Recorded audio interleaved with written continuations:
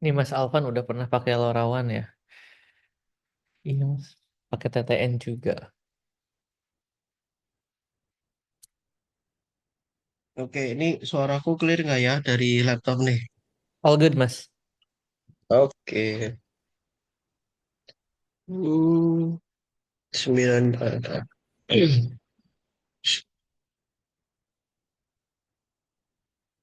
Nanti aku juga sedikit share tentang Antares lah ya, boleh, boleh lah ya Mas.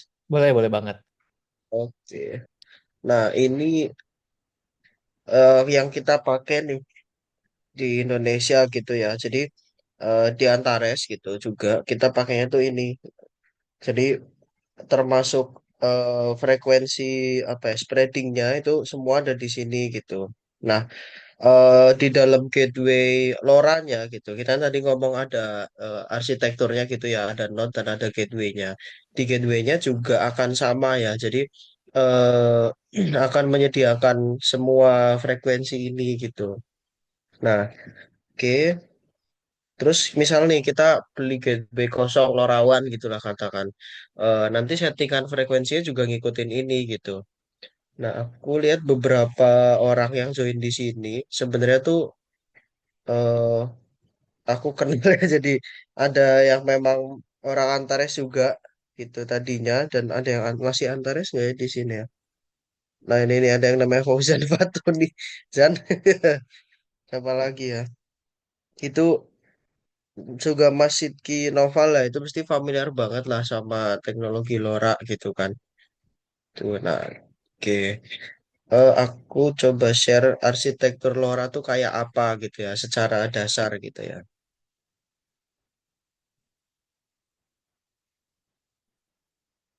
Oke. Tapi ini ya, sorry aku nggak nyiapin presentasi yang bagus banget gitu ya. Ini sebenarnya pitching decknya Antares sih, ya buat klien lah. Tapi di sini ada Lorawan, benar. Oke. Nah, jadi salah satu sekaligus ya aku jelasin Lorawan secara arsitektur dan sekaligus penggunaannya gitu ya. Tapi konsepnya Lorawan tentang apa dari arsitektur terus eh, dasar teknologinya ada yang bingung nggak ya? Sebelum jauh nih takutnya makin bingung ya kan. Aman lah ya kayaknya. Nah, aku buka chat nih. Oh, bedanya LoRa sama LoRaWAN. Oke. Lebih ke intinya ini sih. Mungkin ada namanya IoT gitu kan. Kita kita yang familiar IoT gitu kan. Nah, itu apa ya, kita nyebutnya dia connect ke internet lah gitu. Nah, sebelum sampai ke IoT connect internet, mungkin teman-teman juga pernah dengar istilah WSN ya, wireless sensor network gitu kan. Nah, apa WSN ini aku sambil baca chat. Oh, nah WSN ini dia kan belum masuk internet nih gitu kan. Nah, LoRa yang hanya LoRa gitu kan, itu yang sampai situ aja gitu. Jadi hanya sebatas komunikasi antara perangkat gitu kan, dan tidak datanya tidak masuk ke internet dan standarisasi apa ya, standarisasi isi datanya tuh nggak nggak ada gitu. Jadi benar-benar kayak mungkin mahasiswa nih sering banget ngelakuin ini gitu kan. Dulu aku juga pernah gitu kan. Jadi ada dua transceiver LoRa gitu kan. Itu tuh eh coba aku show arsitektur ada nggak di sini? Biar biar kebayang. Nah, misal gini, ada dua, ini kan kalau ini konsep LoRaWAN gitu kan. Nah, ada node-nya gitu kan, sensornya gitu kan, terus LoRa converternya gitu kan. Nah, terus masuk ke LoRaWAN gateway, terus masuk ke platform gitu kan. Nah, kalau LoRa ini hanya sebatas ibaratnya gampangnya dari LoRa converter sampai ke LoRa gateway gitu. Tapi LoRa gateway ini juga sama-sama perangkat LoRa biasa gitu, bukan sebuah gateway yang bisa masuk ke internet gitu. Nah, LoRa tuh hanya sampai situ gitu. Jadi dua buah perangkat berbasis LoRa saling komunikasi tanpa ada standarisasi gitu. Itu LoRa gitu kan. Kalau LoRaWAN eh, sensor yang connect ke sebuah apa ya gateway penerima data dan sudah distandarisasi isi datanya gitu kan. Lalu itu masuk ke internet gitu. Itu sih secara apa ya? Secara dasar LoRa dan LoRaWAN bedanya apa gitu kan. Karena nih aku sambil baca chat. Oke. Wah, helium tuh apa ya? Aku nggak ngerti banget sih. Nah, ini ada NB-IoT sama LoRa apa pakai jaringan yang berbeda? Pasti berbeda gitu kan. Karena eh, LoRaWAN itu kan dasarnya radio frekuensi biasa gitu kan.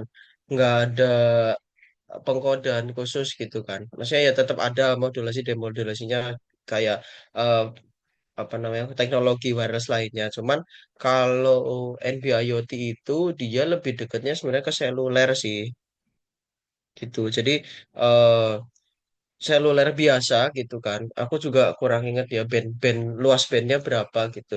Jadi kalau 4G gitu kan itu tuh kalau nggak salah 20 MHz ya. Apa lebar pitanya gitu kan. Nah, kalau NB itu kalau nggak salah ya, aku udah nggak kuliah lama ini. Kalau nggak salah sekitar 10 MHz gitu deh atau 5 gitu. Sebenarnya secara frekuensi itu dekat gitu kan. LoRaWAN kan di 923 alias di dalamnya itu lebih detailnya tuh 921 koma bla bla bla gitu kan sampai 923 koma gitu kan. Nah, itu tuh deket sama seluler 4G gitu kan di 915 sampai 920-an deh kalau nggak salah gitu. Jadi secara frekuensi fisik gitu kan apa parameter fisiknya itu memang sama gitu kan. Dia radio gitu kan.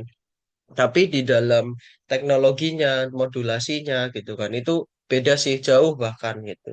Karena kalau konsepnya LoRaWAN itu kan memang dia itu ini ya ada apa gampangnya adalah not itu sensor gitu ya ngirim nggak peduli mau diterima atau enggak sama si gateway gitu tapi kalau NB itu kan ada proses ngasih tahu ID dulu gitu kan agak lupa lupa sih tapi gitu ya zaman zaman 4 apa 2G 3G kan kayak kita nomor HP nih ada masuk VLR dulu visitor bla bla bla gitu kan.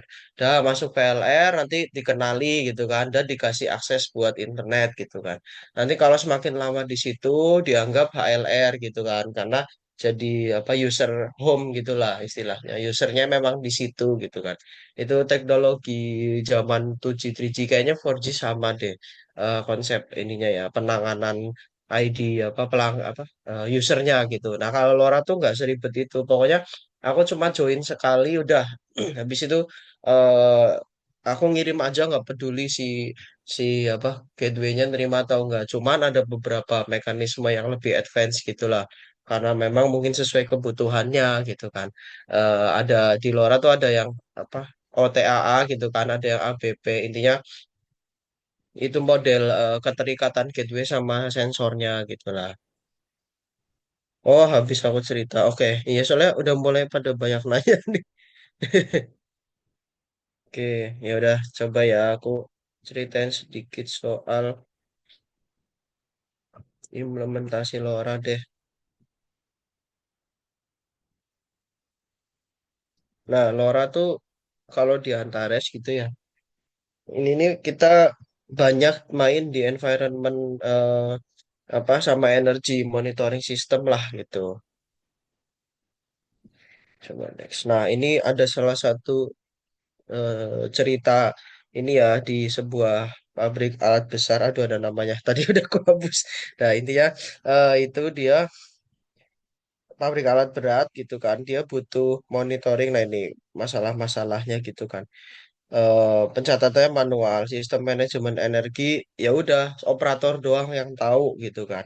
Terus kalau misalnya ada ketidaknormalan operasional, itu benar-benar harus ditrace sama operator dan operator terus ditanyain detail semuanya gitu kan.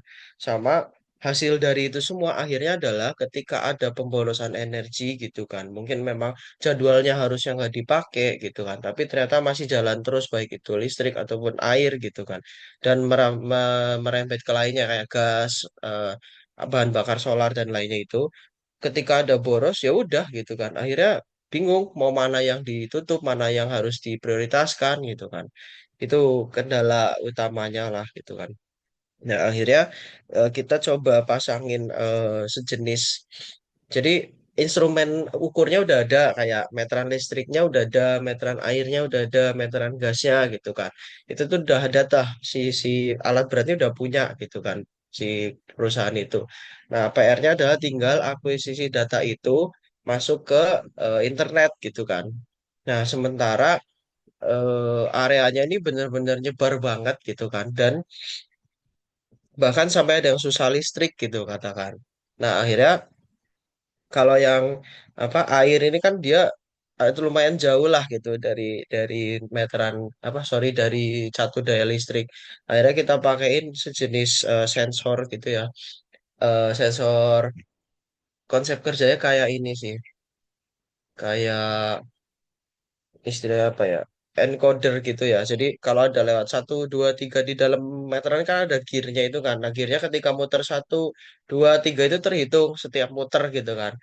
Nah, udah berapa putarannya ini yang diakumulasikan menjadi nilai pembacaan debit airnya gitu. Nah, itu yang dikirimin lewat LoRa gitu. Nah, itu yang air gitu kan. Nah, yang listrik ini eh, kan power meternya sudah ada gitu kan. Alat untuk mengukur listriknya udah ada gitu. Nah, ternyata keluaran listriknya itu udah ada protokol standarnya gitu.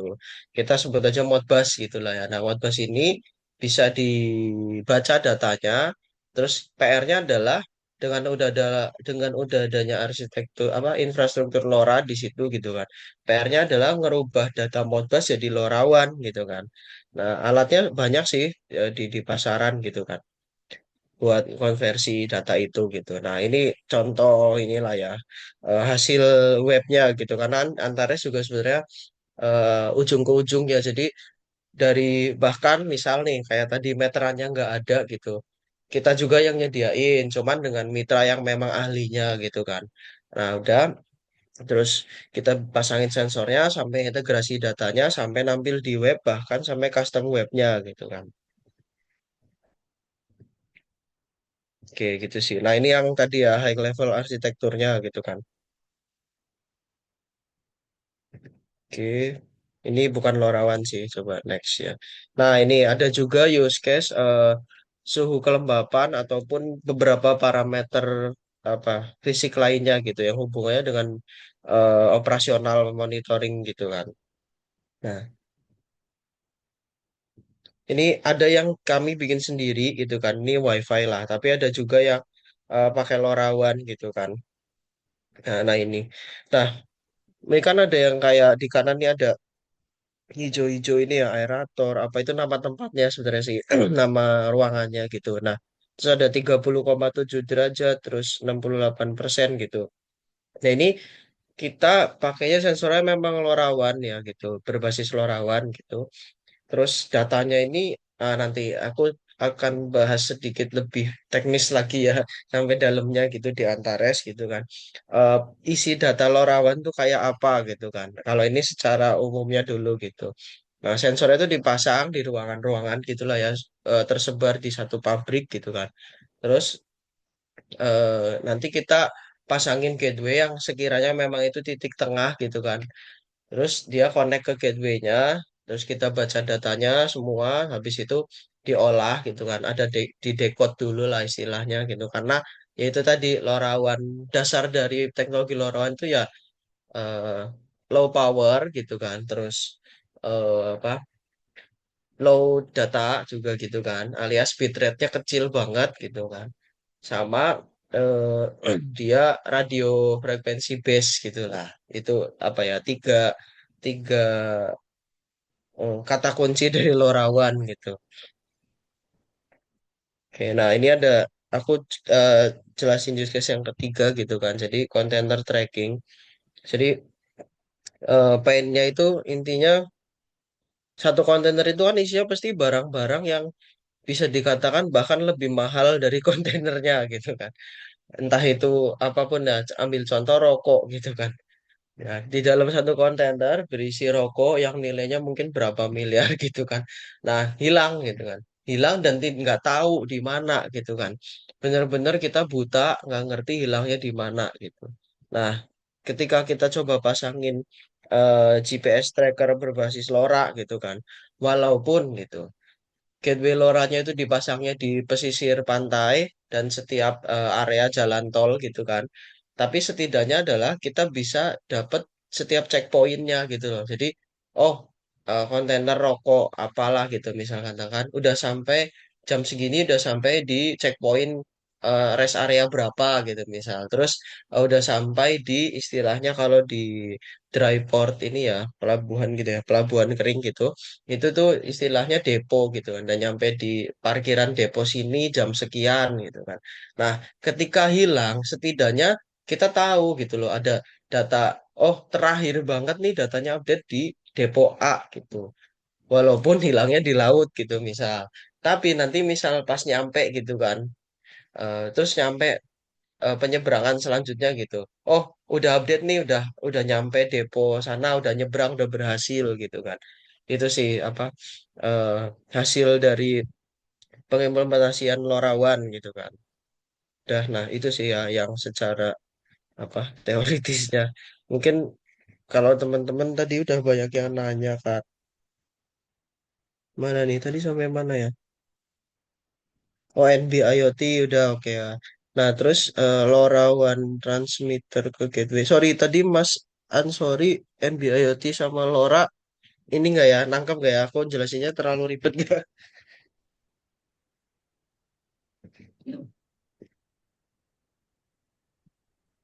Halo, Mas Mas An, Halo, halo. Man, enggak. Mas Apa Ansari, tuh, Mas? lu mau langsung tanya ke Mas Aldi nggak? Yang tadi tuh NB IoT sama LoRa itu ya. Hmm. Nah, itu nanyanya bedanya apa gitu ya? Iya, dia nanya NB sama LoRa bedanya apa gitu kan? Oh, pakai jaringan yang beda katanya. Beda nggak gitu ya? Hmm.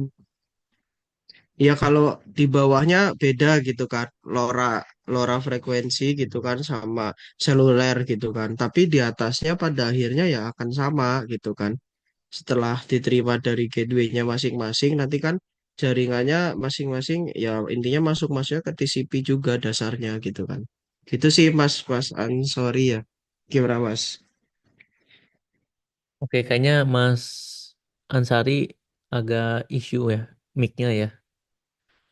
Kayaknya deh. Oke deh. Oke, nggak apa-apa. Ini adapter pakai headset gitu susah di HP. Nah, ini baru ada nih muncul. Ada. Ya Lu itu mau orang nanya? Boleh, boleh, Mas. soalnya pakai headset sih. Udah sih, itu Oh, aja udah. tadi. Oke, Udah aman, Cukup paham kok. lengkap lah ya. sip, sip, Oh, Nangkep mantap. oke lah. deh. Heeh. Soalnya kan frekuensinya Siap. ada yang nanya kan frekuensinya sama aja gitu. Cuman Ya ya deket lah. protokolnya beda. Iya, dekat sebenarnya. Hmm. Oke deh. Nah, terus nih Mas Ridwan ya. Ini Mas Ridwan siapa ya? Jangan bilang orang Antares ya. Atau nggak gini aja, Lorawan. Mas Aldi, sorry. Apa tuh? Lu tadi Haha. udah ceritanya ya, cerita tentang lorawannya udah. Udah, udah. Gua mau buka Slido, cuma sebelum gua Oke. buka Slido, pertanyaannya udah cukup banyak. Gua mau kasih kesempatan buat satu orang dulu yang mau nanya secara eh, open mic gitu. Mau nggak ada nggak satu orang yang mau nanya langsung sebelum gua ke Slido ya? Ada yang mau nanya nggak? Oke, Mas Alvan, silakan Mas. Oke, oke. Makasih ya Mas ya. Mm-mm. Eh, aku tertarik sih Mas soal GPS sama BLE tracker ini. Kan di kantor juga main-mainan soal BLE tracker sih, nggak pakai GPS. Itu kalau di sistemnya Antares sendiri, itu kan ya sejauh yang aku tahu ya Mas ya, itu kan eh, pakai platform. Itu gimana cara membatasinya? Kan bisa pakai geofencing atau gimana gitu Mas? Oke, Nah, Mas. Sebenarnya malah sebaliknya ya, Mas. Kalau geofencing itu kan kita nentuin apa batasan GPS-nya sampai mana gitu. Nah ya kalau ini sebenarnya dibalik konsepnya, artinya kalau ada sesuatu connect ke BLE gitu kan, yang tadi BLE dan GPS saling kombinasi gitu kan. Kalau ada sesuatu yang masuk ke koneksi kita gitu, berarti itu bendanya baru datang gitu. Bukan sebaliknya, kalau geofencing ini kan lebih ke security sebenarnya, kayak ada yang keluar nggak dari area itu gitu kan. Sebenarnya BLE juga bisa melakukan hal itu, cuman cakupannya nggak seluas geofencing yang katakan koordinat sekian sampai sekian gitu kan. BLE ini geofencingnya konsepnya adalah selama masih connect berarti barang itu ada gitu kan. Tapi kalau barang itu nggak connect, nah ini ada variasinya ya, maksudnya bisa jadi memang barangnya mati gitu kan, ya sama sih geofencing biasa juga gitu kan, atau dia mah nggak masuk di coveragenya gitu kan. Nah kalau geofencing yang memang bener GPS gitu kan, itu variasinya antara memang barangnya mati atau dia keluar dari area gitu kan. Itu sih jadi BLE ini nggak bisa dikatakan 100% bisa aplikasinya kayak geofencing gitu ya, tapi lebih dengan teknologi yang lebih sederhana dan ya gampangnya harga yang lebih murah lah gitu kan Mas, karena GPS kan perangkatnya beda kan sama BLE lebih advance gitu lah katakan gitu sih Mas Alvan. Oke oke Mas. Soalnya kan sedikit cerita sih jadinya. Monggo Mas nggak Jujur- apa-apa santai aja. Jurusannya kan juga gitu di kantor. Soal BLI juga kita riset-riset kok kayak RSSI-nya kok menurun setelah beberapa meter dari gateway gitu. Kan kita akhirnya bingung. Ini Hmm, nggak bisa di geofencing berarti. Gitu sih.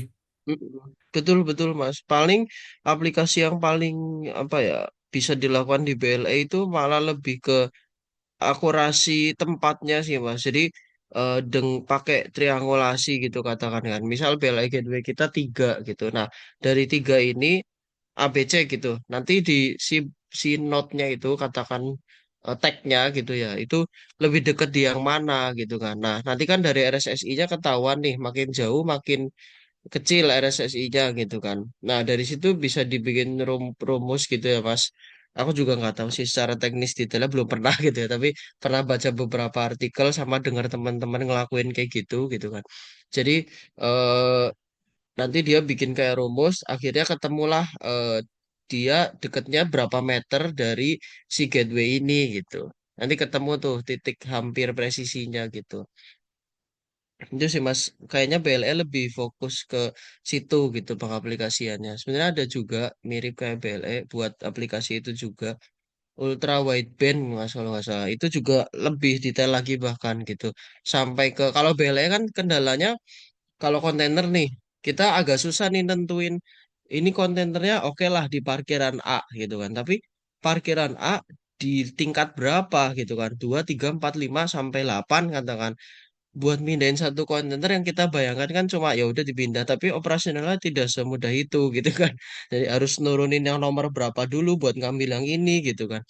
Nah, ultra wideband ini lebih advance-nya sampai situ, dia sampai tahu bisa tingkat berapa gitu kan, karena memang dari frekuensinya dan gateway-nya kemungkinan lebih banyak sih Mas, kayak tag-tagnya gitu loh, aku harus ngasih tanda di sisi mana gitu kan buat ngasih detail level si kontennya level berapa gitu sih. Itu sih Mas. Bingung nggak ya? Enggak Mas. Dapat dapat maksudnya kok. Siap siap. Oke deh. Berarti Oke, ter- terjawab nih, kayak tadi kan GPS dan BLE biasanya pakai convention atau gimana? Udahlah ya. Oke. oke Mas, kita coba ke Slido ya. Nah, di sini udah Oke. ada pertanyaan nih. Ada yang anonimus, ada Mm-mm. yang terdaftar juga ya orangnya. Oke, kita coba baca satu-satu nih. Yang pertama, Mas, saat ini LoRa di Indonesia sekarang dipakai kebanyakan untuk use case apa? Oke. Monggo, Mas. Paling banyak ya itu monitoring penggunaan air sih. Bahkan sampai hari ini gitu ya. Itu katakan itu udah ada puluhan ribu itu yang tadi meteran air berbasis apa ditambahin sensor basis LoRaWAN gitu di seluruh Indonesia, ada di Padang, Depok. Samarinda, ada beberapa tempat gitu ya. Itu udah puluhan ribu. Itu yang paling besar sih sejauh ini ya. Karena konsep Lorawan kan sebenarnya emang munculnya tuh karena konsep smart city ya gitu sih. Hmm. Itu Mas. Oh, oke. Gue mau nanya lagi nih, Mas, follow up question ya. Apa tuh? Kalau untuk smart energy meter ya, let's say ada listrik air lah. Itu kan Mm-mm. dalam satu wilayah aja bisa sampai ribuan ya. Itu kira-kira Mm-mm. data yang terkirimnya keganggu nggak? Oke, nah di LoRa itu kan ini arahnya sebenarnya lebih ke gateway, nanti performa gateway-nya Mas. Jadi secara singkatnya nggak 100% terganggu, tapi ada antrian sih Mas. Ngirim datanya jadinya. Kayak terbanyak itu kan misal katakan satu gateway mencakup 500 sensor gitu kan. WiFi nggak bisa tuh ngelakuin itu gitu kan. Karena terbatas IP. LoRaWAN bisa gitu untuk ngelakuin itu. Tapi ada buffernya Mas. Jadi pasti nanti ketemunya di datanya delay gitu. Tapi Pak nyampe gitu sih. Oh, oke, tergantung Efeknya gitu kapasitas sih Mas. gateway-nya ya. Ya memori apa ya processing gateway-nya gitu sih. Jadi kalau Mhm. kalau ya bottleneck juga di speed ini ya apa penerimaan LoRaWAN-nya gitu kan. Tapi ketika semua itu udah masuk ke dalam gateway gitu kan. Nah, gateway ke internet itu kan udah TCP ya Mas. Artinya protokol biasa kita lah internet gitu kan. Hmm. Itu udah kenceng aja gitu Mas. Gitu sih. Oke, Bottleneck-nya oke. jadi di penerima sensor ke gateway-nya. Nah, gateway-nya ini eh kayak ibaratnya apa ya? CPU-nya seberapa kenceng, RAM-nya gitu kan. Oh, oke, oke, oke, paham. Kira-kira gateway-nya itu dia bisa nampung berapa banyak minimal, Mas? Minimal node sensornya ada berapa? Oh, dengan performa yang masih optimal gitu lah ya, Mas. Hmm. Berapa ya? Sejauh ini ratusan masih aman sih ya, Mas. Karena Ratusan memang masih aman. mungkin ya gateway-nya juga sih ya gitu. Sama kalau LoRa malah sebenarnya tantangannya bukan ke banyaknya sensor, Mas. Lebih fokus ke coverage sebenarnya.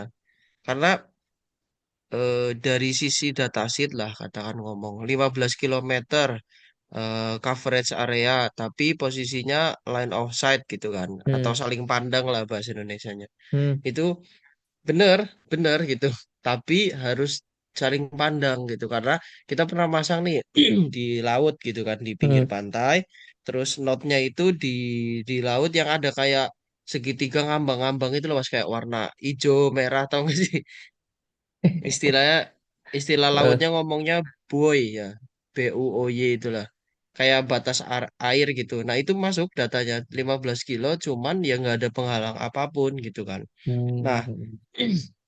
tapi ketika LoRaWAN dipaksakan untuk dipakai di area metropolitan gitu ya kita kan kalau telekomunikasi ngomongnya gitu ya kayak ada rural urban suburban metropolitan gitu kan Eh, apa ya istilahnya itu bentuk geografis ya.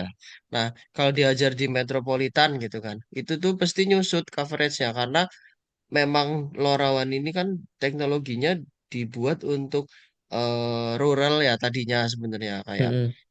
area terbuka hutan dan segala macam yang susah internet tapi butuh data dan ngirim datanya tuh nggak besar dan nggak sering gitu kan.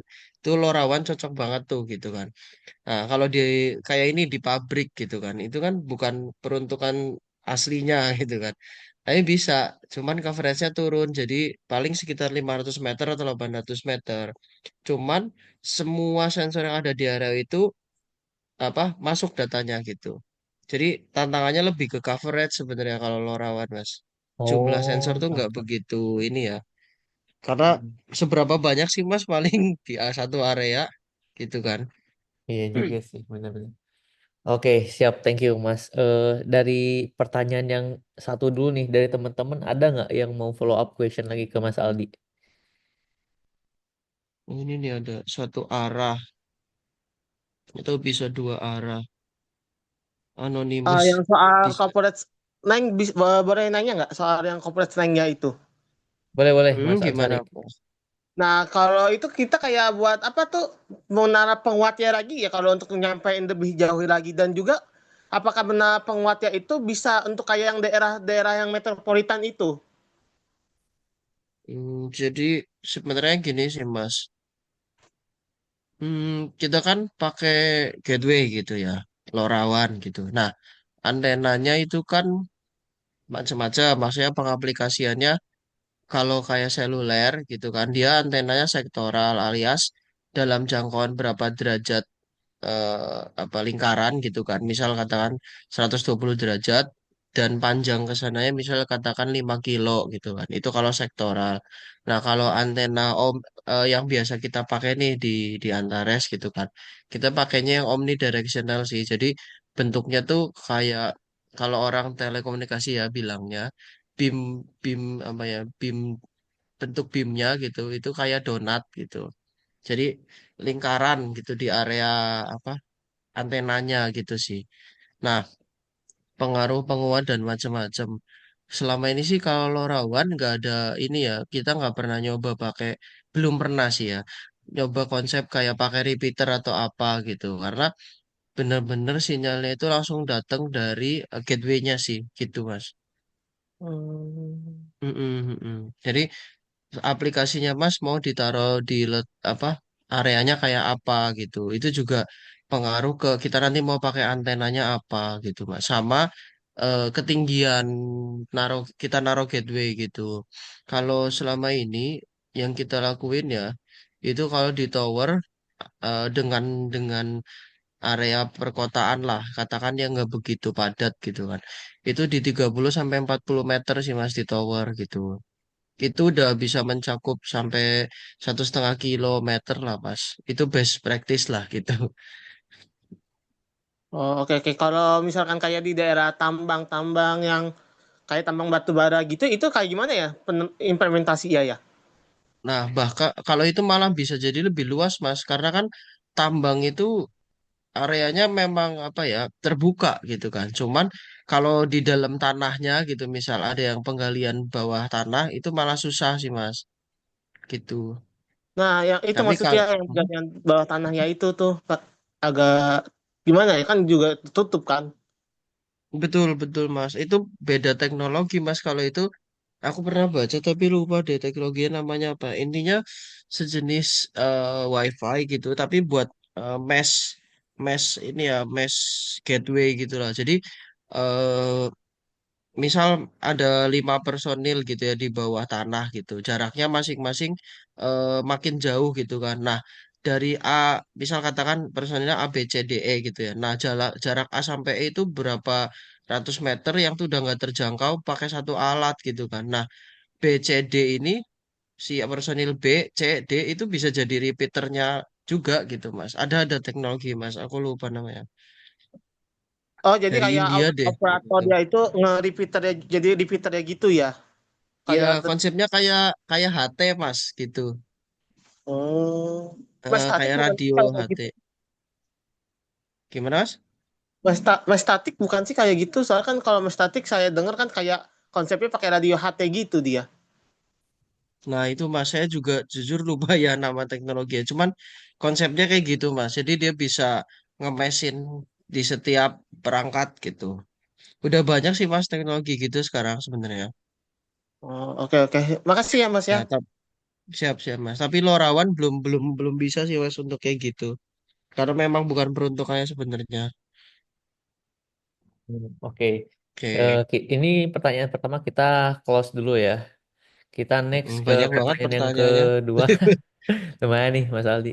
LoRa, LoRa transmitter ke gateway itu satu arah atau bisa dua arah komunikasinya Mas?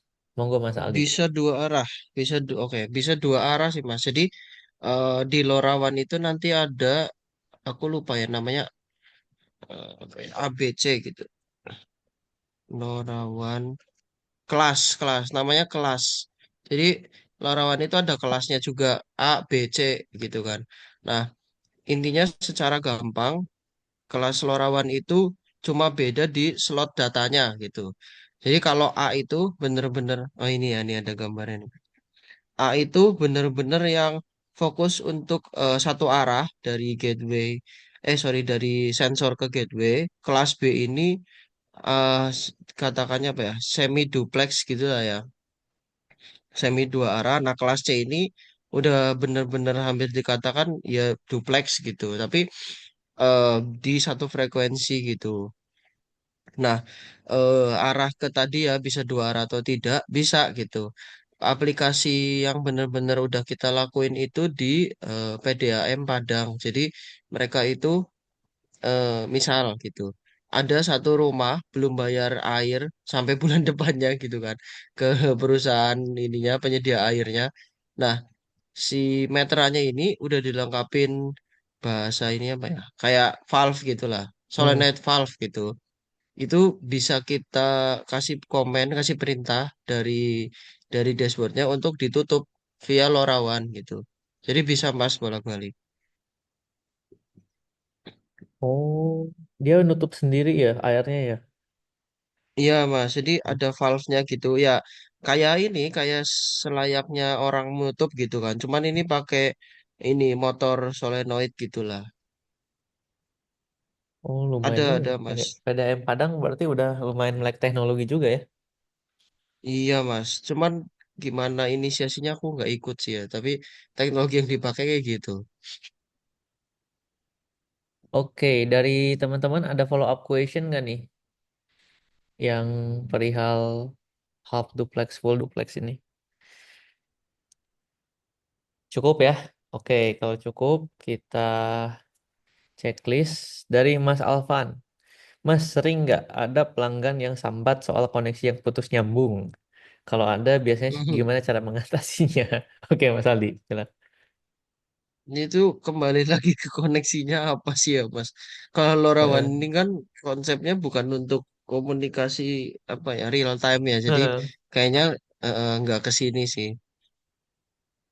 Gitu Oke. Mas. Oh, by the way, ini ada Mas Reksa nih yang resen. Silakan Mas Reksa. Halo, halo, suara saya. Halo All ya good. Mas.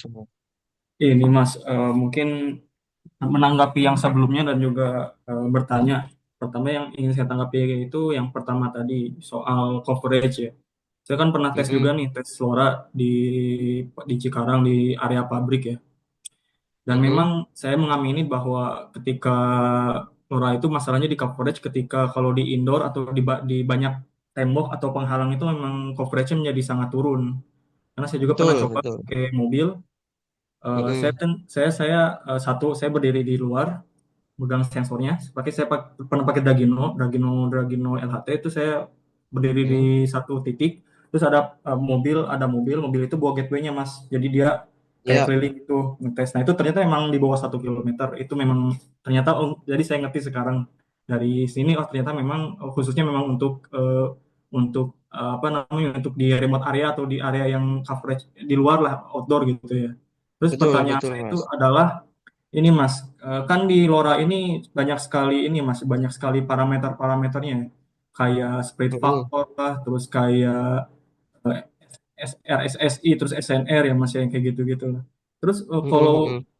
untuk setting LoRa yang efisien atau kita katakanlah yang efektif gitu Mas, itu pengaturan parameternya seperti apa ya Mas? Misalkan apakah ada pengaturan pengaturan khususnya? Contohnya misalkan kalau spreading factor kan kalau semakin besar spreading factor ini kan time on air-nya semakin besar tapi sensitivity-nya makin rendah. Nah, Betul, betul.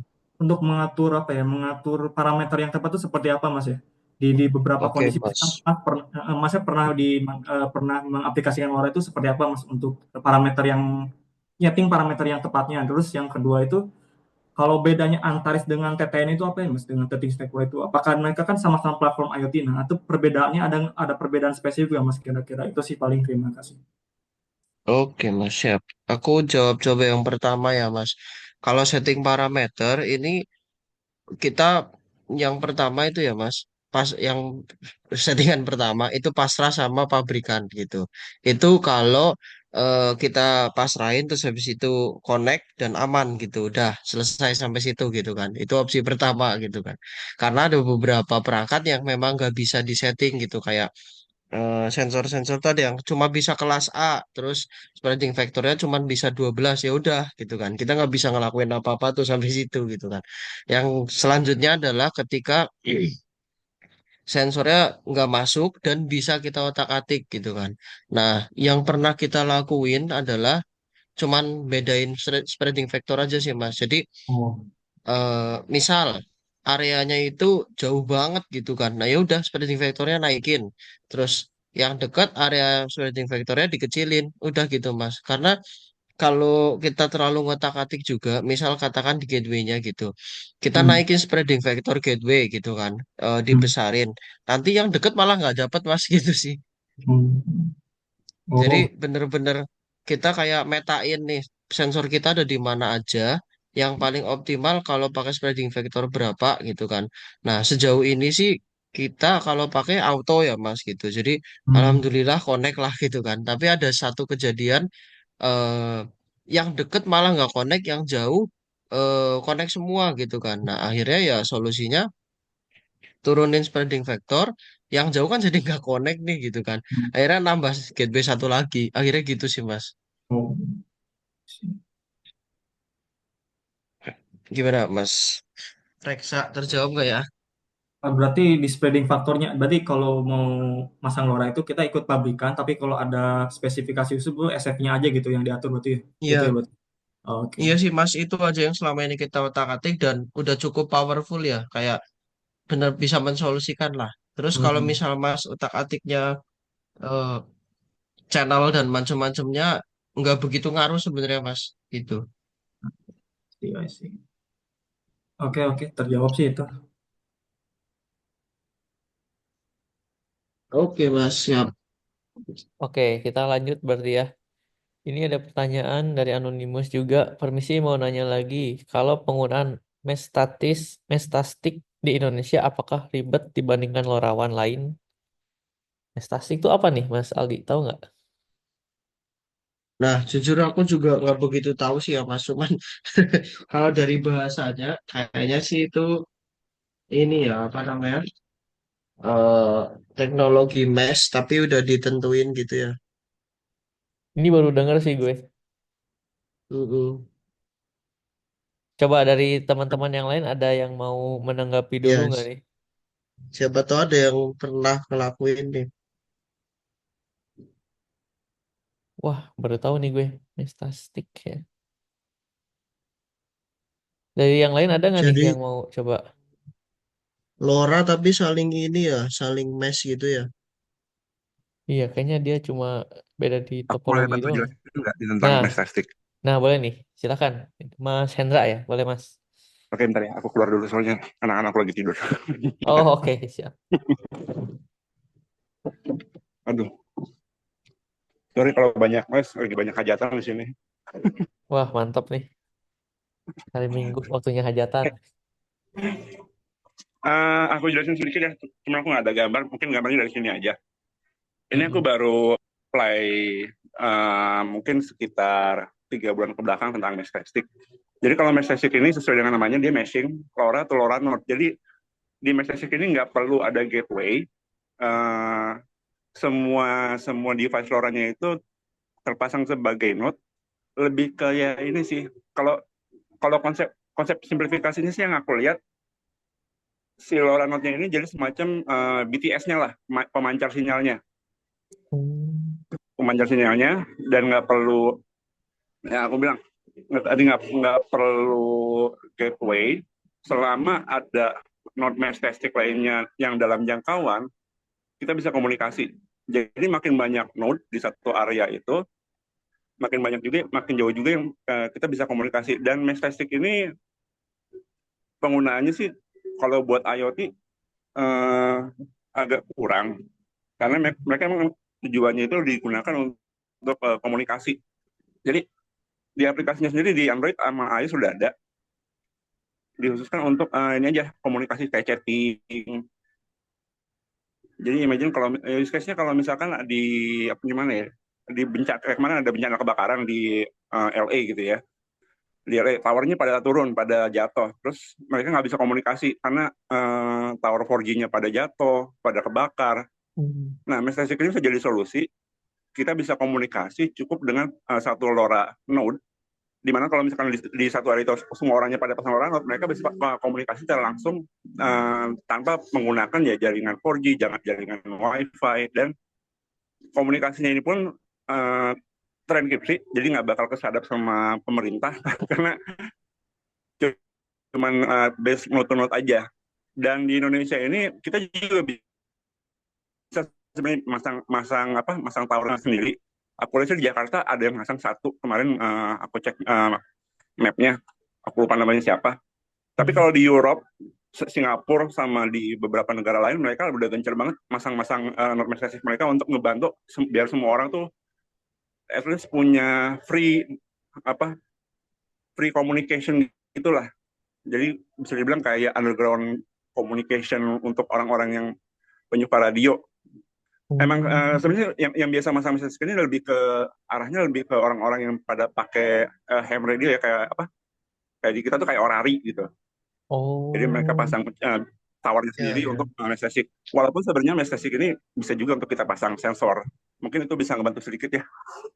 oke, oke, siap, thank you. Ya. Oh, Konsepnya berarti gitu. kayak ini ya, Mas. Ya itu orari apa? Radio Iya, amatir itu ya. benar, kayak radio. Hmm. Jadi dia Ya, selain Tapi sorry jas- Mas, aku malah jadi penasaran nih. Berarti tapi dia pakai LoRa LoRa biasa gitu ya. Aku juga iya, baru denger nih. LoRa biasa aja. Cuman LoRa biasanya itu cuman beberapa seri chipnya doang yang support official ya. Walaupun kita karena dia juga open source, kita juga sebenarnya bisa bikin firmware kita sendiri kalau misalkan ada chip yang mau kita pakai. Kalau kita punya kemampuan untuk modding chipnya, kita juga bisa untuk support messaging. Tapi so far uh, chip standar yang kayak buat kelas mahasiswa yang R RFM 95 itu bisa pakai kok. ya. Terus yang SX7 berapa itu ya? Tapi 17. itu mah 33 sorry ya Mas. Enggak, ada yang 915 juga ada kok, SX7, SX12, 17, 6, sorry, SX Ya berapa gitu aku lupa. 712 kayaknya deh. Oh bisa juga ya Mas. Bisa juga. Cuman masalahnya messaging ini kalau official dari yang bikin messaging-nya di Indonesia ini belum ada support untuk frekuensi 923. Jadi makanya Oh 915 ya. Enggak, paling aku kemarin nyoba messaging itu di satu area aku pakainya numpang yang Singapura, SG923-nya Singapura gitu. Hmm. Settingnya ke situ. Device-device sendiri pun kalau mau nge-DIY bisa lebih murah. Cukup pakai yang tadi RFF95 sama ESP32 kita udah bisa bikin. Atau mau yang udah jadi itu kayak Heltec V3 tuh, itu udah juga dijual di Tokopedia, udah banyak. Tinggal kita beli device-nya, di flash di Program. web messaging-nya itu udah bisa langsung nge-deploy. Nah, yang ini nih Heltec V3 oh ini. ini ya Heltec. Di Tokped udah banyak itu. Sekitar 200, 300, 400 kalau nggak salah itu. Iya, 400 ribuan. Heltec. 100 ribuan. Jadi ini mas sebenarnya lebih kepada untuk media komunikasi aja sih. Ya kayak tadi yang saya bilang kayak orari gitu. Kita bisa chatting tapi Hmm. tanpa wifi, tanpa 4G. Dan sedikit fun fact aja, Hmm. di salah satu negara yang mungkin gembong narkobanya paling banyak di sana, ini dijadikan sebagai media komunikasi untuk mereka. Iya, Karena nggak bisa karena disadap ini. tertutup ya. Iya, tertutup, nggak bisa disadap. Oh, oke, oke, oke. Iya ya, tadi terenkripsi berarti ya. Iya, udah terenkripsi juga. Oh, Karena kan nggak nyambung ke internet juga. Iya. Wah, oke. dipakai Sebenarnya ngomong narkoba. nangkep sih ya Mas. Dia tuh kayaknya sebenarnya gini kayak Mas Testik ini kayak ceritanya IoT zaman dulu gitu loh. Kayak dulu kita nggak tahu apapun tentang perangkat yang connect ke perangkat lain namanya kan mesin to mesin gitu lah dulu ya.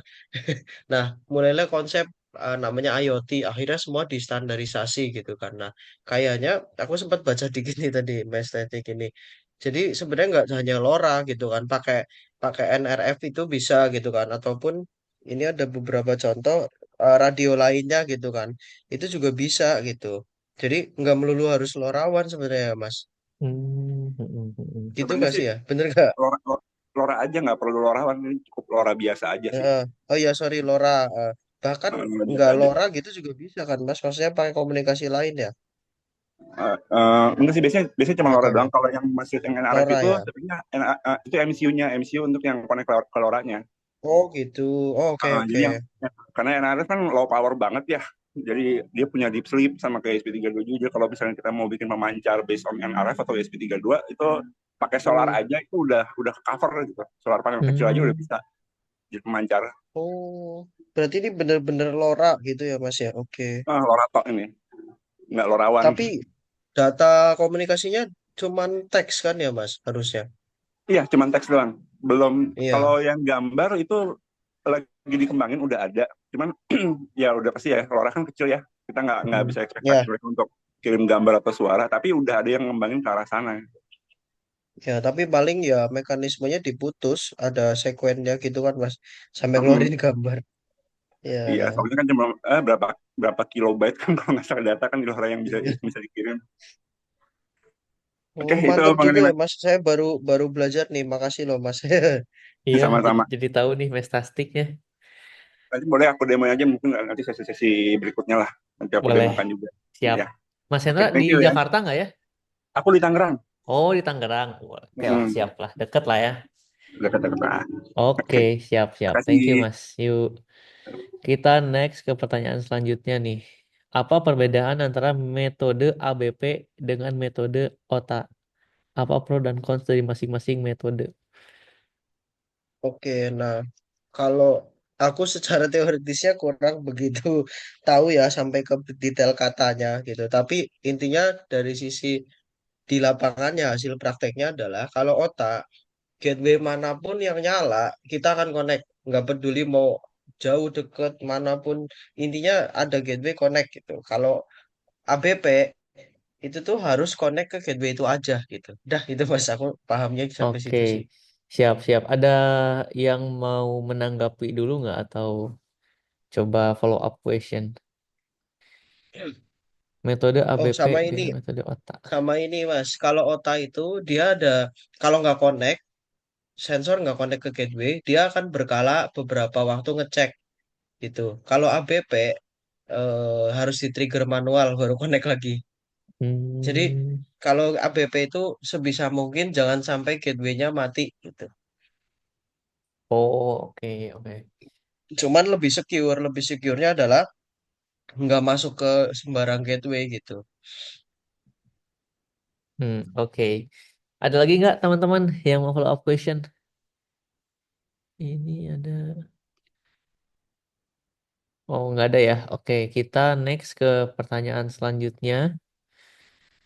Lora itu bisa tembus besi kontainer, Mas.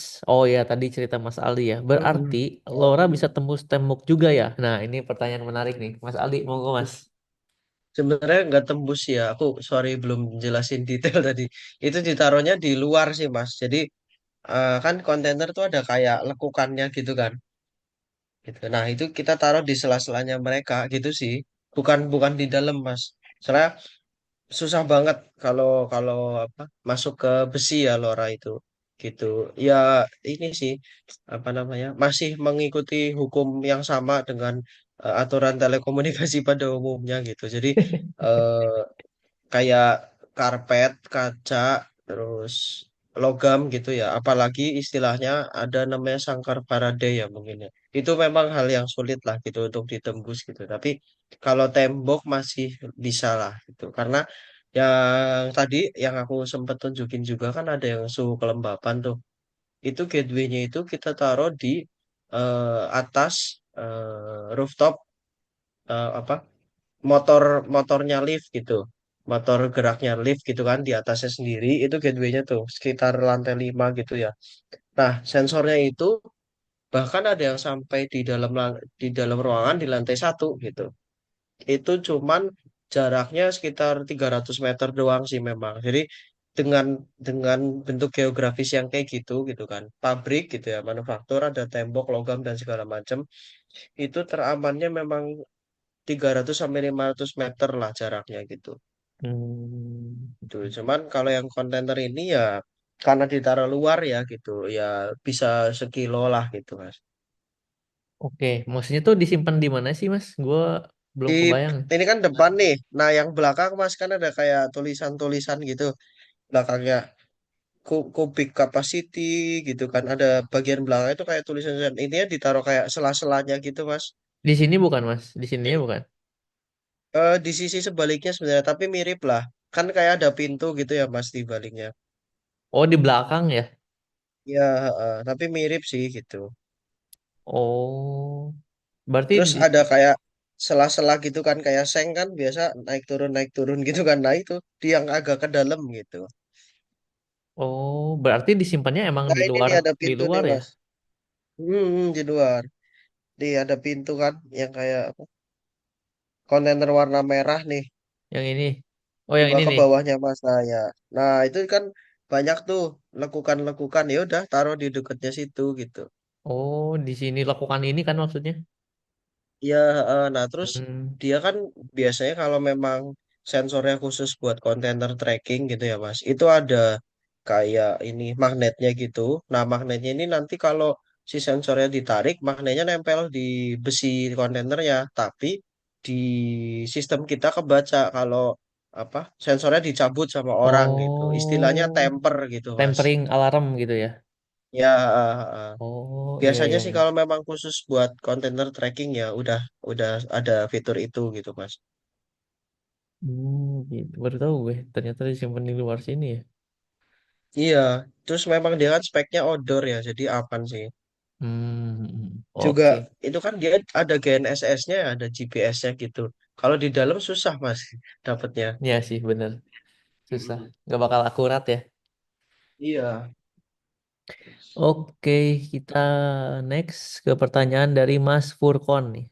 Apakah ada standarisasi dalam LoRaWAN punya acuan tertentu? Kemudian, apakah komunitas sudah menyiapkan library untuk convert sesuai standarnya?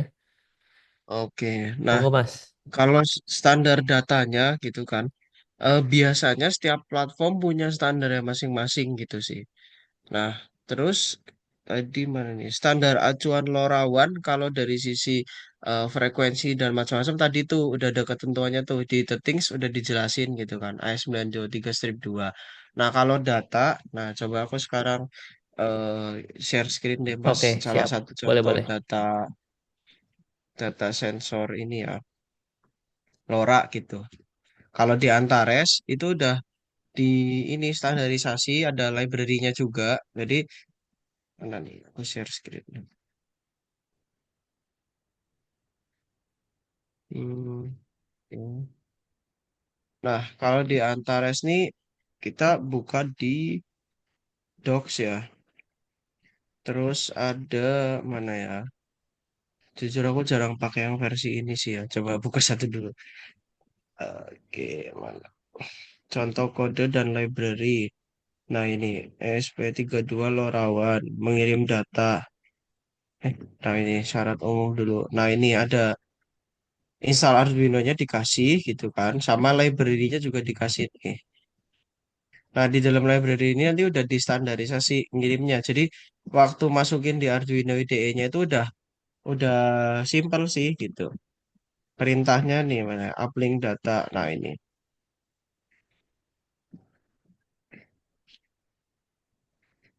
Ini mah tinggal langsung make nih, gampang. Ya. Nah, ini nih mana loop-nya. Nah, LoRa send uplink. Dah perintahnya itu. Nanti di dalamnya apa? Datanya gitu udah bentuknya udah enak lah gitu. Mana ya? Aku device kenapa nih? Platform application. Wah, ada apa nih? Ya, aku juga baru tahu nih versi yang engineer-nya aja lah ya. Aku jarang pakai versi itu. Nah, nih. Boleh, boleh, Mas. Ini lebih gampang sih buat engineer. Aku juga jujur lebih enak pakai ini.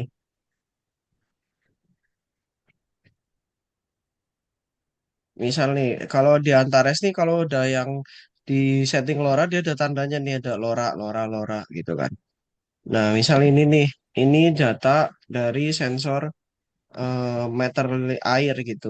Dia udah bentuknya udah di ini ya encode ya. Jadi harus tahu decodernya apa gitu. Nah, kayak misal kemarin apa ya? Ada satu sih. Nah, ini time home. Oh, nah ini kalau ini dari Arduino IDE nih, bentuknya JSON kan. gitu. Jadi Hmm. kalau kita DIY gitu kan, kita bisa pakai JSON biasa. Tapi kalau kayak yang tadi nah ini barang jadi kan. Jadi kita belilah di pabrik, cuma kita udah ngasih tahu kalau frekuensinya harus pakai sekian-sekian. Nah, nanti dia bikinin angka ini. Dari angka ini nih panjang banget isi datanya. Kita bahkan sampai tahu eh, jam RTC-nya sensor berapa gitu kan. Terus tiga angka apa meteran apa sorry, tiga angka debit terakhir berapa gitu kan tahu. Terus interval pengiriman baterai gitu kan. Ini semua jadi satu di sini gitu. Ini salah satu contoh data jadinya lah gitu kan. Setiap Hmm. sensor biasanya masing-masing sih. Kayak pabrikannya apa gitu. Nah, kalau bukan ini.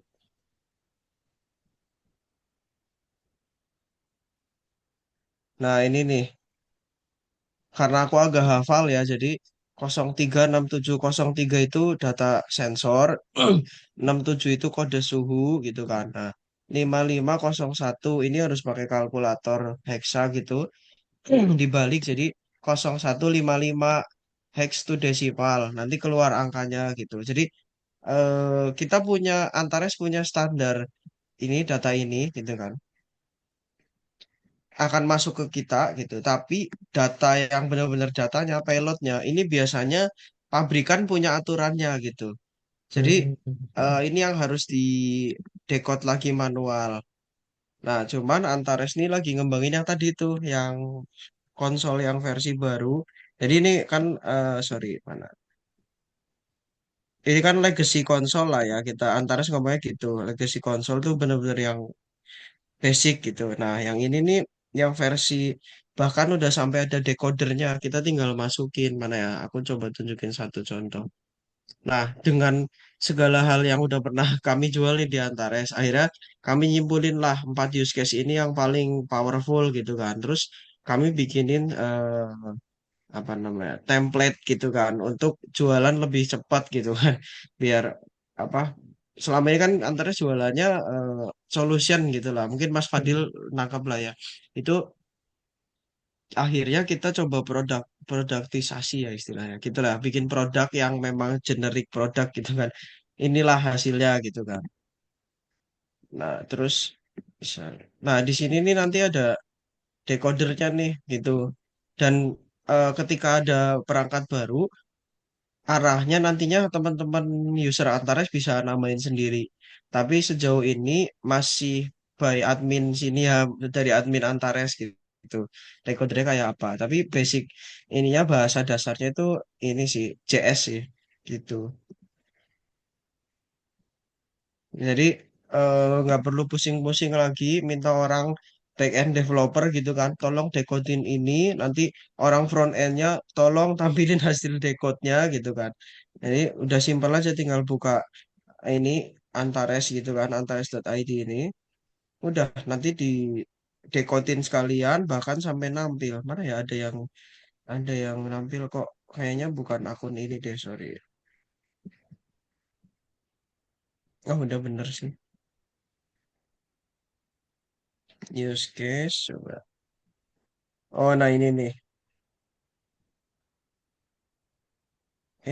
Kok kosong? Ya gitulah ya. Ini malah nggak semua nampil. Nah ini nih. Oh, ini ada nih. Bahkan sampai prediksi penggunaan juga kita nampilin. Jadi yang biru ini penggunaan aktual. Yang oranye ini prediksi. Oh, jadi Jadi emang ada pattern gitu ya dipelajari. ya dari data yang masuk dia pelajarin gitu lah Mas. Ini di Telkom kan memang ada divisi data science-nya ya. Jadi kami collab lah sama mereka. Bahkan sampai ke mana ya, sorry, ada alert itu mana ya. Nah ini kalau yang ini nggak muncul ya. Jadi pattern usage-nya nanti muncul nih kalau udah datanya udah banyak gitu kan. Terus ini incomplete data gitu ya. Jadi target data hari aja berapa. Ini juga targetnya kita nggak masukin. Dia yang mempelajari sendiri gitu kan. Selama ini data yang masuk berapa. Tapi kok tanggal 1 Februari cuma dua nih. Padahal biasanya tiga gitu. nanti ada apa ini nih warning ini kan attention data. Jadi kita bisa sebagai pengguna tuh bisa ngerasa kayak oh ini ada sesuatu yang nggak beres sama alatku dan Hmm. dikasih tahu sama sistem Antares gitu. Terus kalau warning ini harus di set ini sih thresholdnya gitu. Jadi batas atas batas bawahnya harus disetting. Cuman ini belum ya. Itu sih. Oke. Sorry Wah, ya ini Mas agak sedikit jualan nih. nggak apa-apa, nggak apa. Ini eksklusif banget nih diceritain eh, fitur-fiturnya ya di Antares. By the way, dari Mm-mm. teman-teman ada yang mau follow up question kan nih, mumpung mumpung ada di konteks ini. Ini kayaknya ada Mas Adnan nih. Terus untuk Mas Adnan, Eh, silakan Mas. Lu mau nanya langsung ini nggak? suaraku masuk nggak ya? Masuk, masuk. Terus untuk downloadnya gimana ya mas? Kalau di TTN sendiri kan ada ada payload decoder sama encoder. Nah itu untuk downloadnya sendiri gimana mas? Oke Mas. Nah kalau yang tadi di tampilan yang tadi ini belum ada secara ini ya basicnya untuk downlink gitu kan. Karena ya tadi yang sempat saya ceritain itu Mas. Kami selama ini mainnya kan solution ya. Jadi benar-benar custom. Nah kebetulan user yang membutuhkan apa istilah fitur downlink ini nggak banyak ya dari semua user kami gitu. Jadi itu masih bentuknya solution custom gitu Mas. Belum nampil di yang tadi ini yang basic apa tampilan gitu Mas. Jadi nanti kami buatin sejenis web gitu khusus. Nanti ada tombol downlinknya. Terus settingan downlinknya kayak apa juga nanti kita bisa bikinin gitu sih Mas. Oh terus Jadi untuk payload payload decodernya itu, sorry ya mas tak potong. ya iya aman Kurang aman Mas. excited enggaknya untuk payload Aman aman. untuk payload payload decoder sendiri di TTN itu berarti Heeh. support JSON apa masih dalam bentuk hexa ya mas? Soalnya kan defaultnya TTN sendiri kan hexa ya. Kalau ini kalau kita di Antares ya Mas. Dia kan alur-alur teknisnya gini Mas. Tadi data yang angkanya heksa panjang itu ya. Nah, itu nanti bisa kita keluarin ke JS gitu.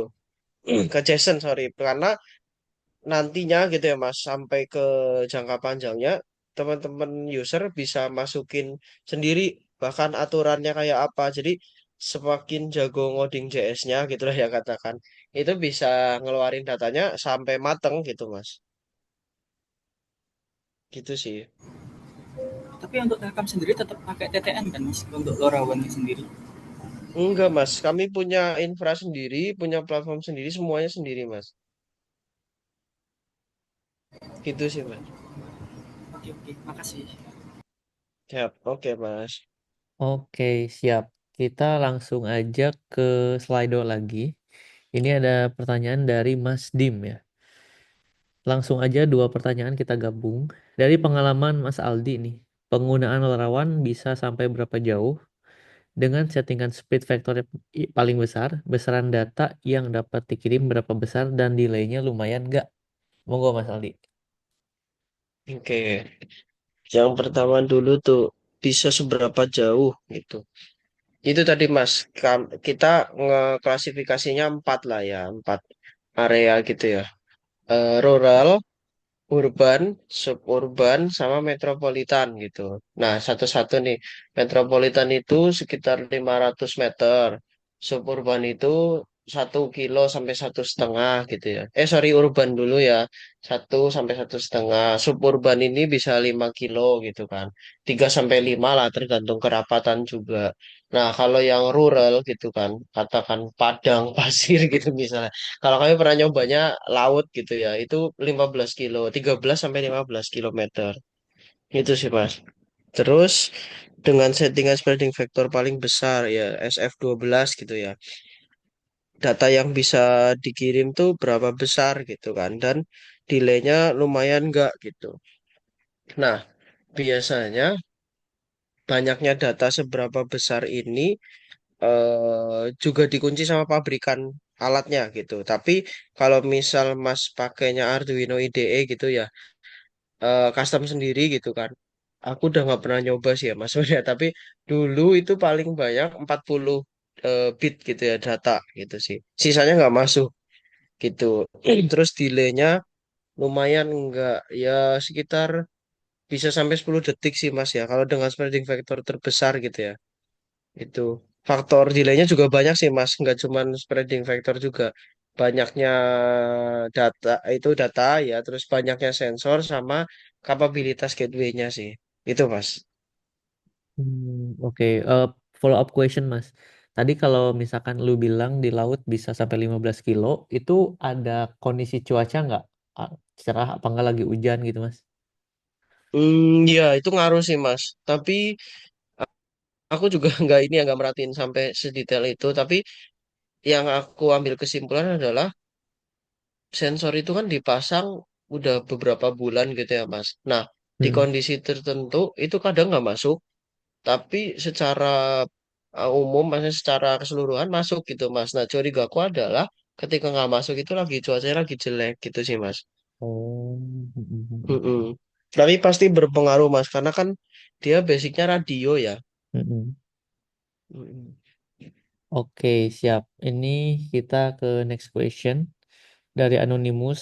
Kayaknya ini ada dua pertanyaan yang masih konteksnya Antares ya. Permisi mau Mm-mm. tanya, untuk di Antares sendiri, total device yang terkonek berapa banyak totalnya?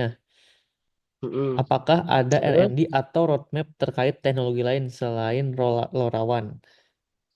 oke. Nah, kalau yang pertama itu ya device connected ya. Kita misalnya LoRa dan non LoRa ya. Jadi Antares kan nggak cuma LoRa gitu kan. Jadi kalau LoRa itu aku bukan adminnya sih ya, tapi selama ini sejauh yang aku tahu project itu sekitar 60.000 device LoRa udah connect. Terus eh ada juga kalau yang kan device ada yang connect sampai detik ini, ada yang pernah connect doang gitu kan. Tapi rata-rata segitu sih sampai detik ini gitu sekitar puluhan ribu. Terus kalau yang non LoRa gitu kan ratusan ribu bahkan lebih sih gitu. Cuman yang live sampai hari ini kayaknya nggak banyak sih. Karena itu yang memang semuanya gitu lah. Yang paling banyak di daerah mana, Mas, kira-kira? Lora, Mas. Ya, Atau LoRa. Lora ya Jakarta sih, Mas. Jakarta ya? Jakarta sama ini kebetulan karena kita ada project yang tadi kontainer, jadi area pesisir pantai, Mas. Gitu. Oh, Di setiap pulau lah gitu. oh di setiap pulau, Mas. Iya, Mas. Wah, lumayan juga ya. Berarti bukan di Pulau Jawa doang dong sekarang ya? Sebenarnya bisa diakses di sini sih, Mas. Nih ada di Antares. Oh iya, boleh share screen, Mas. Ada. Aku juga sebenarnya ada akses yang ini ya internalnya tapi nggak boleh janganlah kalau itu. Ya, kalau Kalau yang konfidensial nggak apa-apa. iya nih ada yang share public kok. Norawan, Nora connectivity. Nah,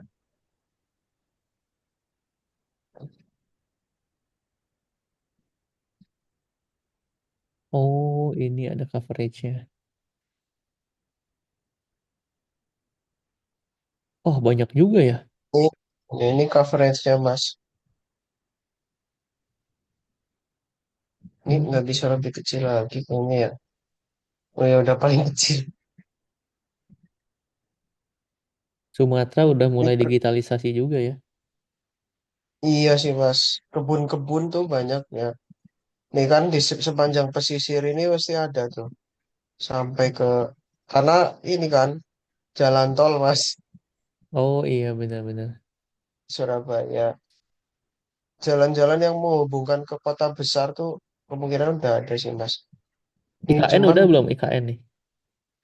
nah IKN tuh di mana sih Mas? Jujur aku IKN gak tuh ini ya. di Kalimantan mana ya? Gue juga lupa. Timur Mas, Timur ya, Kalimantan Oh, ya, Timur. agak atas ini Sumatera ya. Utara ya. Ini Nusantara. Belum ada sih. Ini belum update kayaknya. Samarinda tuh ada beberapa Mas. Oh, oke.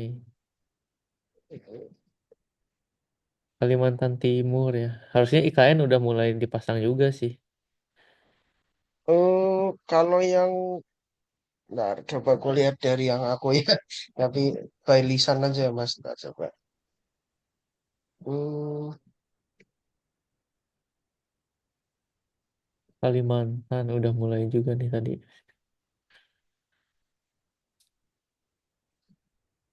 ya ini sih Mas kalau di area apa yang ibaratnya kota besar lah gitu katakannya. Udah sih Mbak.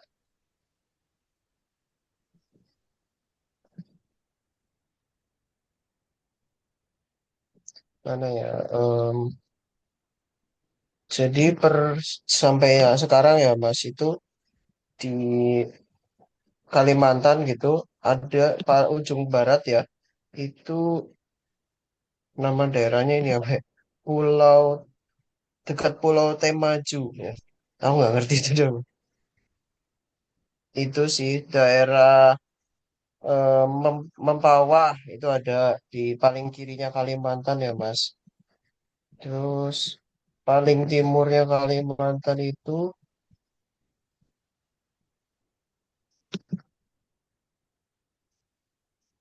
Kutai Kertanegara Mas. Ada beberapa tuh ada 5 gateway lah sekitar Mas. Di Itu Kutai. terus di di Pulau Sulawesi 1, 2, 3, 4, 5 gateway. Oh, di Sulawesi Maluku ada dua. juga. Ini Ambon ada satu Mas. Timur udah mulai ya. Ya, malah sebenarnya Jayapura tuh pertama dipasang Mas. Jadi bukan pertama banget ya kayak kita kan ada fase-fasenya gitu lah. Nah Mm-mm. di fase pertama tuh ada juga Jayapura. Jadi waktu gelar coverage kita bener-bener yang jauh-jauh tuh dihajar dulu gitu Mas. Oh, Jadi biar gimmicknya kan biar oh seluruh Indonesia gitu. Paham lah oh Mas iya sales iya kan. iya. Dari Sabang sampai Merauke gitu lah ya. Iya, Sorong ada juga Mas. Manokwari, terus Timika, malah ada di pulau kecil ya Mas, namanya Pulau Tual, itu ada juga. Yang di Itu timur biasa dipakai pulau, buat apa, Mas? nah itu kontainer itu Mas. Oh, yang kontainer. Ya jadi distribusi apa ya bahan-bahan kebutuhan sehari-hari gitu kan, itu kan lewat kapal, lewat kontainer Mm-mm. gitu Mas. Iya sih, benar make sense. Kupang ada juga. Paling timur itu ya, dulu tuh Aceh ada Mas, tapi kayaknya udah nggak online deh. Karena memang udah nggak prioritas kayaknya. Paling jauh ini Medan sih, daerah Medan Kota Belawan, gitu sih Mas. Mm-mm. Oke, siap. Ada follow up question nggak nih dari teman-teman sebelum kita next ke pertanyaan terakhir ya? Tadi aku share screen nggak? Ini kan ya Mas, nggak Ya, kelihatan.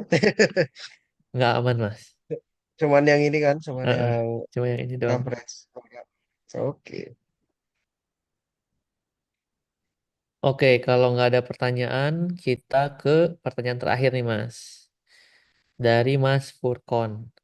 Fitur apa yang bisa di-unlock dengan implementasi LoRaWAN ketimbang dengan RAW LoRa pakai Lip Sandip Mystery? Ini juga Wah, gue aku baru tahu belum nih. pernah. Sandip Iya, Mystery aku apaan belum nih?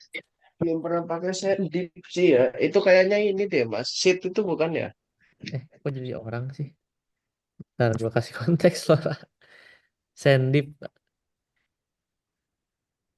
Dari yang lain ada yang mau menanggapi dulu nggak nih? Sandip Mystery. Yang jelas ya bedanya kalau LoRa atau LoRaWAN, kalau LoRaWAN pasti bisa diakses dari internet gitu sih Mas. Yang paling basic ya. Mm-mm. Cuma detail fiturnya nggak tahu. Sandip Mystery. Oh, ini tuh nama orang sebenarnya ya.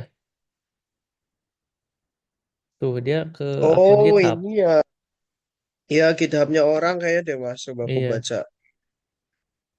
Mantep nih emang teman-teman ini ya dari India. Jago-jago loh kalau suruh bikin kayak gini.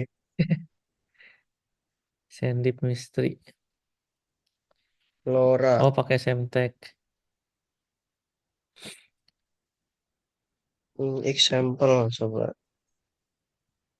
Coba kita cek example folders. Oh, dia juga bikin ini gateway apa ya? Sender, receiver, duplex callback.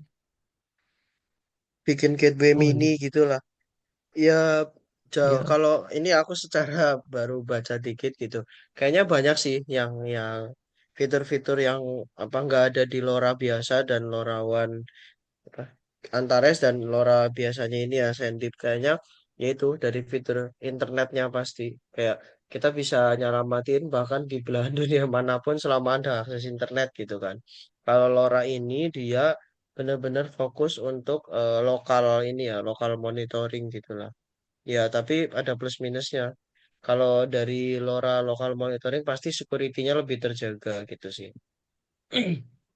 Kalau internet kan ya pasti ada sertifikat keamanan dan segala macam. Cuman tetap aja gitu. Pasti ada apa yang bisa diakalin gitu kan. Walaupun kita udah berusaha nih. Gitu sih. Oke, ada yang mau menanggapi dulu nggak nih? Atau Mas Furkon mau coba menanggapi atau ada follow up question?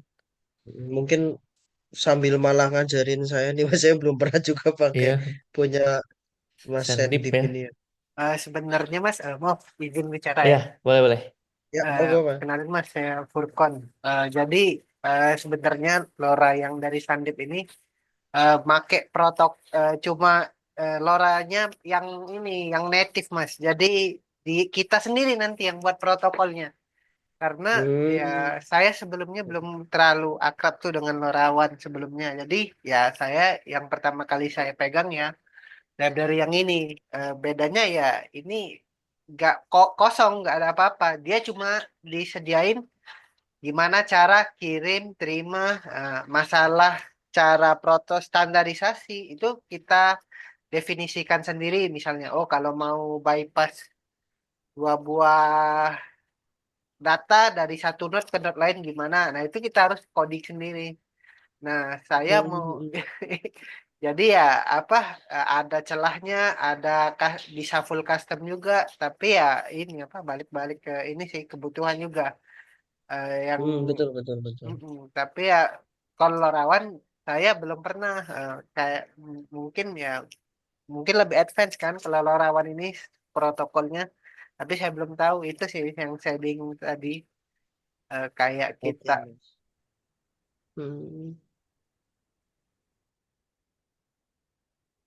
Halo? Halo, halo. lah Oh, hilang. Halo, suaranya aman nggak nih?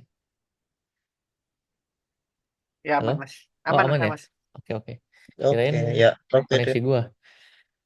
Sama-sama. Oke, Oke, ya itu sih Mas. Kalau lebih advance sih enggak ya. LoRaWAN sama LoRa enggak ada yang lebih advance. Cuman sesuai ini sih kebutuhannya sih. Gitu sih Mas. oke, siap. Berarti udah semua kejawab ya. Thank you so much nih, Mas Aldi dan teman-teman lain yang bertanya. Kita coba cek di chat box ada ini nggak ya? Dari Mas Hendra, Ada nih. bisa dibuat jadi gitu ya. Oke, terus dari Mas Adnan, nextnya masang loranya bisa di encrypt paling Mas. Oke, nggak ada lagi ya pertanyaan. Kayaknya Casual Talks episode 3 bisa di wrap up. Thank you so much Mas Aldi atas Siap, siap. pemaparan terus cerita-ceritanya tadi kita jadi tahu Lorawan sekarang lagi ada di mana gitu ya. Terus teman-teman juga nih kalau misalkan ada yang lagi develop LoRaWAN terus mau pakai Antares bisa banget tuh langsung aja kontak Mas Aldi untuk technical support dan lain-lain lah. Oke, big thanks Siap, buat Mas siap. Aldi. Teman-teman boleh dong kasih react jempol buat Mas Aldi. Thank you. eh Sekarang kita foto ya, dokumentasi. Bagi teman-teman yang mau on cam silahkan on cam. Bagi yang nggak bisa juga nggak apa-apa. Sebenarnya kayak gue pengen on cam sih biar barangkali ketemu di jalan karena kan di Jakarta ya. Jadinya kita bisa saling nyapa gitu. Mudah-mudahan sih di bulan Februari nanti ada casual talks offline ya di Jakarta Selatan. Mudah-mudahan kita bisa agendain lah Entah mungkin di minggu kedua atau enggak di pertengahan bulan lah ya. Ntar kita coba adjust, kita arrange waktunya. Kayaknya kalau Februari sih udah pada di Jakarta harusnya. Kayak udah nggak ada libur sih di Februari itu. Oke, teman-teman. eh ada lagi nggak yang mau open cam nih? Kita foto bareng dulu sebelum kita close. Oke, cukup ya. Kita foto dulu. Satu, dua, tiga. Oke, sekali lagi. Boleh dengan pose terbaiknya, teman-teman. Satu, dua, tiga. Oke, sip. Thank you so much, teman-teman, yang udah join di Casual Talk episode 3. Kita ketemu lagi nanti di Casual Talks episode keempat ya. Oke, see you guys. Thank you, Mas Aldi. Thank you, teman-teman. Ya, oke, terima